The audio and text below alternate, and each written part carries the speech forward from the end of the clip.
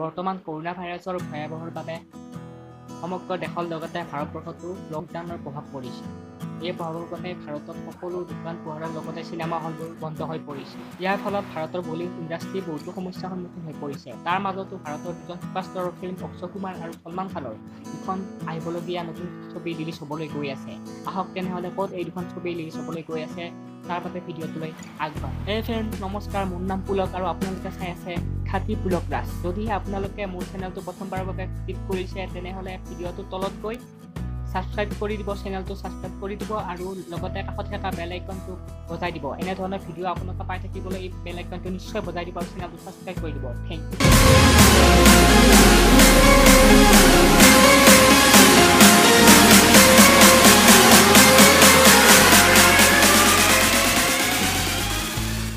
যিহেতু ফ্ৰেণ্ডছ ভাৰতবৰ্ষত কৰোনা ভাইৰাছৰ বাবে এই লকডাউনৰ পৰিপ্ৰেক্ষিতত চিনেমা হলবোৰৰ খোলাৰ কোনো এটা সঠিক ৰিজাল্ট নাই। তাৰ বাবে চিনেমা হলবোৰৰ লগতে বলিউড ইণ্ডাষ্ট্ৰী বহুতো সমস্যাৰ সন্মুখীন হৈছে। তাৰ বাদেও ভাৰতত এখন ছুপাৰহিট ছবি আহিবলগীয়া সলমান খান আৰু অক্ষয় কুমাৰৰ চিনেমা দুখনে কিন্তু তেওঁলোকে সেই অপেক্ষাৰ নৰখি তেওঁলোকে এই চিনেমা দুখন ৰিলিজ কৰিবলৈ গৈ আছে। বিশেষকৈ সলমান খানৰ আহিবলগীয়া ছবি ৰাধেৰ, যোনখন ছবি সলমান খানৰ ৱান্টেড ছবিৰ চিকুৱেল হৈছে এইখন ৰাধে ছবিখন। তেওঁ এইখন ছবি ৰিলিজৰ ক্ষেত্ৰত বহুতো দুমোজাৰ সন্মুখীন হৈ পৰিছে। যিহেতু তেওঁ এইখন চিনেমা মে'ৰ সময়তে ৰিলিজ দিয়াৰ কথা আছিল।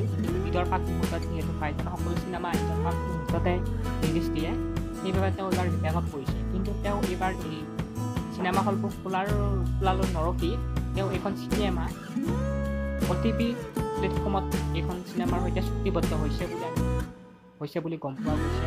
লগতে তেওঁ প্ৰকাশ কৰিছে যিহেতু ফ্ৰেণ্ডছ এইখন চিনেমা ৰাধেখনৰ শ্বুটিং সম্পূৰ্ণভাৱে হৈ গৈছে আৰু এইখন চিনেমা যদি OTT প্লেটফৰ্মত তেওঁ এইখন ৰিলিজ কৰে তেনেহ'লে আমি ঘৰতে বহি অতি সহজতে এইখন চিনেমা আমি চিনেমা হলত নগ'লেও ৰিলিজৰ দিনেই চাব পাৰিম। আৰু ফ্ৰেণ্ডছ অক্ষয় কুমাৰৰ এখন শ্বুটিং হৈ যোৱা চিনেমা হৈছে লক্ষ্মী বম চিনেমাখন বহুতো অপেক্ষাৰত আৰু তেওঁ এইখন চিনেমা ৰিলিজৰ ক্ষেত্ৰত তেওঁ বিপাঙত পৰি অৱশ্যে তেওঁ বহুতো চিনেমাৰ শ্বুটিং অৱশ্যে হৈ গৈছে। যেনে সূৰ্যবংশী কেইখন ৰিলিজ দিয়াৰ কথাই আছিল, কিন্তু তেওঁলোকৰ লকডাউনৰ বাবে ৰিলিজ দিব পৰা নাছিল। কিন্তু লক্ষ্মী বমৰ পৰা ভাল খবৰ, আপোনালোকক যদি লক্ষ্মী বম চাব ৰখি আছে তেওঁলোকে এইখন বৰ্তমান চুক্তিবদ্ধ হৈ গৈছে OTT প্লেটফৰ্মৰ লগত আৰু এইখন চিনেমা অতি সোনকালে মে' বা জুনৰ মাহতে অতি সোনকালে OTT প্লেটফৰ্মত এইখন চিনেমা ৰিলিজ হৈ যাব আৰু আপোনালোকে ঘৰতে বহি মোবাইলত যিকোনো OTT প্লেটফৰ্মৰ সৈতে এইখন চিনেমা দেখিব আৰু ঘৰতে বহি ৰিলিজৰ দিনাই আপোনালোকে দেখিব পাৰিব এইখন চিনেমা। যিহেতু ফ্ৰেণ্ডছ সকলোবোৰ বলিউডৰ চিনেমাই বেছিভাগেই যিহেতু OTT প্লেটফৰ্মত ৰিলিজ হ'বলৈ গৈ আছে। কিন্তু আপোনালোকে জানে না OTT প্লেটফৰ্ম মানে কি?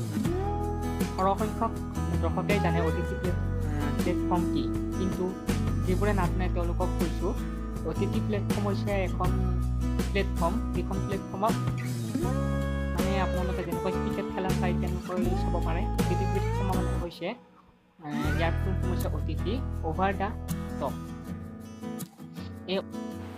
আৰু লাইভ ষ্ট্ৰীম মিডিয়া প্লেটফৰ্ম।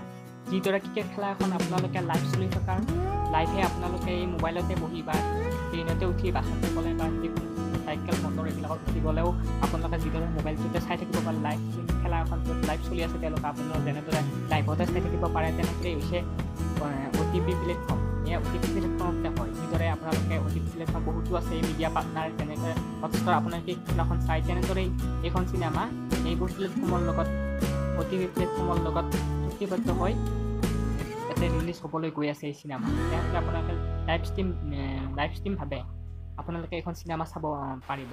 আৰু OTT প্লেটফৰ্মৰ সৈতে জড়িত প্লেটফৰ্মবোৰ হৈছে হটষ্টাৰ, এমেজন প্ৰাইম, অটল বালাজী, ৰচনাম, Zee5, Netflix, Sony Liv, YouTube TV, ভিঅ' আৰু বহুতো আছে।